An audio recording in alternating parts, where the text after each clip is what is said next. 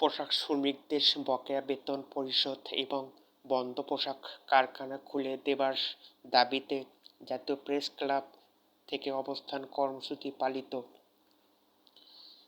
সেখান থেকে একটি বিক্ষোভ মিছিল বের হয়ে শ্রমভবন ঘেরাও কর্মসূচি পালিত হয়। তারা আরও বলেন, ঢাকা মিরপুরে সিওন নামে একটি পোশাক কারখানায় বকেয়া বেতন না দিয়ে সেই পোশাক কারখানায় তালা লাগানো হয়।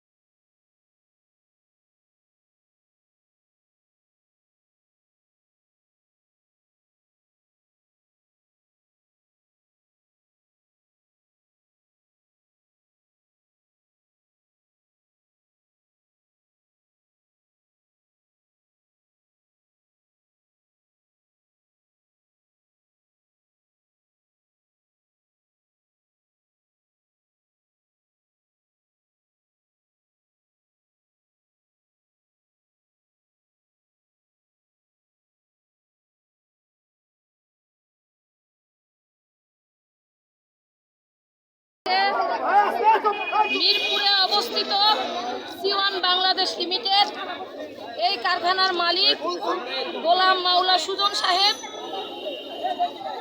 শ্রমিকরা প্রতি মাসে তার বেতন মজুরির জন্য প্রত্যেকটা মাসে আন্দোলন করে তাদের মজুরি নিতে হয়। যেখানে শ্রম আইনে বলা আছে যে শ্রমিককে আইনগতভাবে 7 কর্মদিবসের মধ্যে তার বকেয়া মজুরি পরিশোধ করার কথা। সেইখানে 25 তারিখ, 30 তারিখ, 20 তারিখ পার হয়ে যায়, কিন্তু শ্রমিকের মজুরি সঠিক টাইমে মজুরি উনি পরিশোধ করেন না। এবং যখন শ্রমিকরা বলতে যায়, প্রতিবাদ করতে যায়, তখন মালিক নিজেই বলে শ্রমিক যা মন চায় তাই করুক। তখন শ্রমিক আন্দোলনে যায়, আর এই আন্দোলন করায়, তার মজুরি নেওয়ার জন্য আন্দোলন করায় মালিক পক্ষ ঈদের আগে শ্রমিক আমাদের ত্রিপক্ষীয় একটা চুক্তি হয়। সরকার, বিজিএমইএ, কলকারখানা এবং ফেডারেশন এবং শ্রমিক, যে সেখানে সে শ্রম আইন অনুযায়ী কারখানা চালাবে এবং ঈদের আগে ঈদ বোনাস, মার্চ মাসের বেতন সরকার ঘোষিত যে নিয়ম, সেই নিয়ম অনুযায়ী দিয়ে কারখানা বন্ধ করবে। একটা ত্রিপক্ষীয় চুক্তি হলো, কিন্তু কারখানার মালিক সে অনিয়ম করে সে বলল সে নাকি টাকা দিতে পারবে না।